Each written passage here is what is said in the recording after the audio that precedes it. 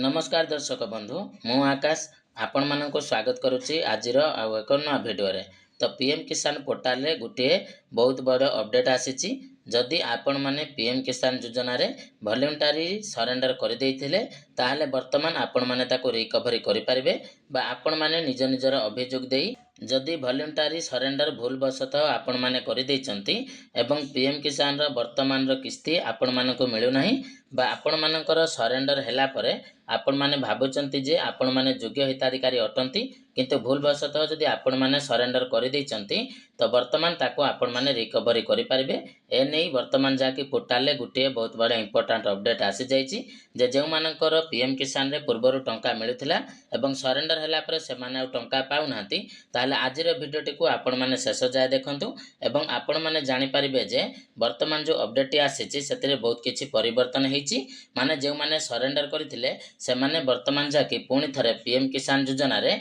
Join हे परिबे। तो कौन कौन अपडेट आसी आज भिडियो रे से विषय संपूर्ण डिटेल्स रे जानिबा। ता पूर्व जदि चैनल टी को प्रथम करी विजिट करूचंती ताले भिडियो टी को लाइक करिवे एवं चैनल टी को सब्सक्राइब करबा सहित पाखरे थिबा बेल आइकन टी को क्लिक करी ऑल रे सेट कर देबे। देखंतु पीएम किसान योजना रे बहुत सारा हिताधिकारी अछंती जो माने पीएम किसान रे पूर्वरु जाकी नाम रजिस्ट्रेशन करथिले बा पीएम किसान रो हिताधिकारी थिले एवं टंका पाउथिले जोटा कि वार्षिक आपण मानकर 6000 टंका मिलुथिला किंतु जदि कोनोसी कारणवशतः आपण माने पीएम किसान रो जोटा कि रहिथिला वॉलंटरी सरेंडर ऑप्शन तो ये वॉलंटरी सरेंडर ऑप्शन कौन ना जदि आपण माने भाबुचंती जे आपण माने पीएम किसान योजना पई अयोग्य किंतु आपण मानकर नाम पीएम किसान योजना रे थिला तो सेठी आपण मानकर जहाकी जेउ माने चाहुथिले जे पीएम किसान रो निज को बाद देइथिले किंतु जदि आपण माने एटा को भूल वशतः कर दैचंती बा आपण मानकर सरेंडर हे जाईची ताले सरेंडर को वर्तमान आपण माने कैंसिल करि परिबे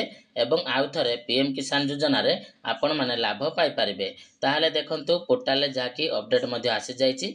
आपण माने जत्ते बेले पीएम किसान रो ऑफिशियल पोर्टल टी को विजिट करूचंती देखंतु तळ को स्क्रॉल कला परे आपण मानकर एठी गुटे ऑप्शन रहिची देखंतु गुटे रहिची सरेंडर रिवोकेशन रिक्वेस्ट अर्थात आपण माने जो सरेंडर करिसंती ताको आपण माने पुणी थरे जदि आपण माने शामिल हेबा पई चाहुचंती ताले एठी आपण माने आउ थरे क्लियर करि पारिबे। तेणु यही ऑप्शन रे आपण माने जत्ते बेले क्लिक करूचंती तो क्लिक कला परे देखंतु आपण मानक सामने रे एमिति इंटरफेस टी आसीबो जेउथिरे आपण मानकर पीएम किसान रो रजिस्ट्रेशन नंबर देई आपण माने एठी जाकी ओटीपी माध्यम रे एहा को करि पारिबे नहले आपण माने आधार कार्ड थ्रू रे मध्य एहा को करि पारिबे। एठी आपण मानकर जदि सरेंडर हे जायची तो ताको आपण माने रिवोकेशन बा रिकवर मध्य करि पारिबे। तो एटा आपण मानकर बहुत बड़ डाउट थिला एवं बहुत लोक माने मध्य एहा को पूर्वरु करि दैथिले तेणु वर्तमान आपण माने आउ थरे एथिरे शामिल हे पारिबे। तबे एठी आपण माने आपनकर निज निजर आधार नंबर एवं captcha code they get OTP option रे क्लिक करिवे। गेट ओटीपी ऑप्शन रे क्लिक कला परे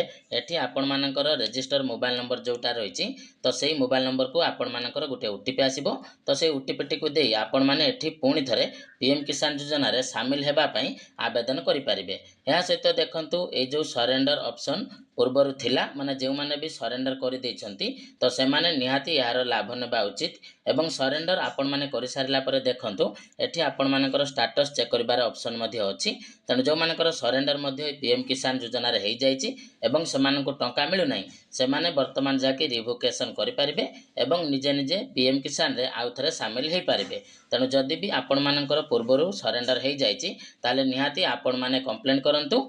एवं आपण मानकर समस्यार समाधान हे जिवो। तेणु आशा करुच्ची भिडियोटी आपण मानकु निहाती इनफॉर्मेटिव लागिथिबो। तो जदि भिडियोटी इनफॉर्मेटिव लागिछि तो निहाती चैनल टी को सब्सक्राइब करिवे एवं आपण माने केउ डिस्ट्रिक्ट रो ए भिडियोटी को देखुचंती तो निहाती कमेंट सेक्शन रे जणाइबे। तो रहउची धन्यवाद।